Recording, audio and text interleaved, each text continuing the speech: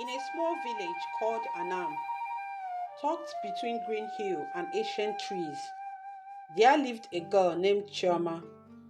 Chioma was unlike anyone the villagers had ever seen, with skin like polished bronze, eyes like dark honey, and hair that flowed like a river of black silk. Chioma was the definition of beauty. Whenever she walked, people stopped to look. Boys fought for her attention. Women both adored and envied her. Even travelers passing through the village asked, "Who is this goddess walking among mortals?" Chioma knew she was beautiful and she loved it. But she didn't stop there. She used her beauty to get what she wanted. If she wanted palm wine, she would smile at the seller and get it free. If she was lazy during farm work, someone else would do it for her. No one dared to scold her. After all, Chioma is a gift from the gods, the elders often said.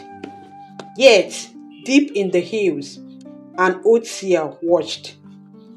Every year, the villagers held the Festival of Light, where everyone dressed in white and danced around the fire to thank the gods for peace, harvest, and life. It was also the day people came to the seer's hut to ask about the future. This year, everyone expected one thing. The seer would surely praise Chioma as the chosen one. Some believed she would marry a prince. Others thought she might become queen someday. The seer was over 100 years old, blind in both eyes, but his words never failed.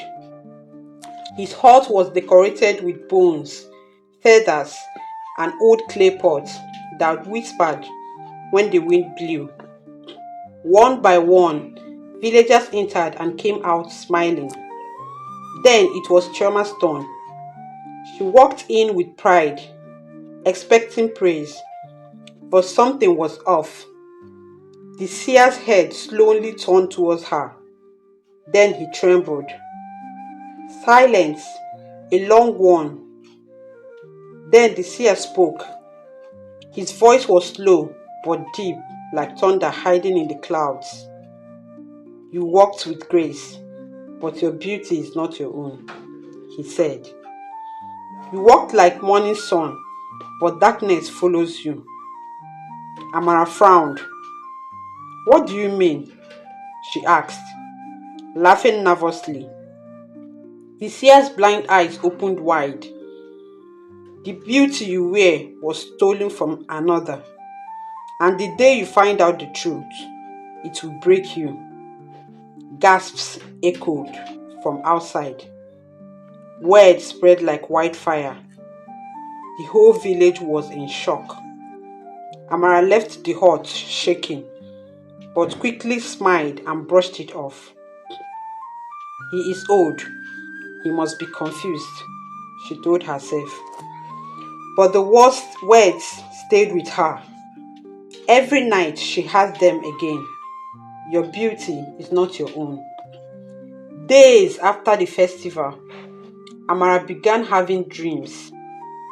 She was walking through a dark forest, and a woman with no face followed her, whispering, "Give it back, give it back." One day, while washing by the river, she saw her reflection distort. Her face twisted, then returned to normal. Chioma screamed. Fear consumed her. She tried to ignore it, but the dreams kept coming. And slowly, her beauty began to fade. Her skin became dry. Her eyes lost their glow. Her hair no longer flowed like silk. People started whispering, is Chioma sick? She doesn't look the same. Maybe the seer was right. Desperate for answers, Chioma visited the village oldest woman, Mama Nkechi, a midwife who had helped bathe her. After some hesitation, Mama Nkechi told her the truth. We were not like this, Chioma. We were just like every other child. But when you were 3, you wandered into the sacred forest. No one knows what happened there. But when your father found you, your skin had changed. Your eyes had changed. A bright light surrounded you. And since then, you became different. Shaky, Amara asked. So, whose beauty am I wearing? Mama Nkechi wept. A girl named Nena was born the same night as you. She was so beautiful, but she fell ill the day after you returned. Her beauty faded, and she died before she died. Her mother believed her daughter's spirit was stolen. Chioma could no longer sleep. The guilt was unbearable. She decided to go to the sacred forest where it all began, alone. At the center of the forest, she found a tree with carvings of 2 girls' names, Chioma and Nena. Beneath it lay a mold of red earth and tiny stones. She fell to her knees and cried, "If I took what wasn't mine, I give it back. If I hurt someone without knowing, I'm sorry. I just want peace." The wind blew. They whispered. Then, silence. That night, she dreamed again. But this time, the faceless girl took shape.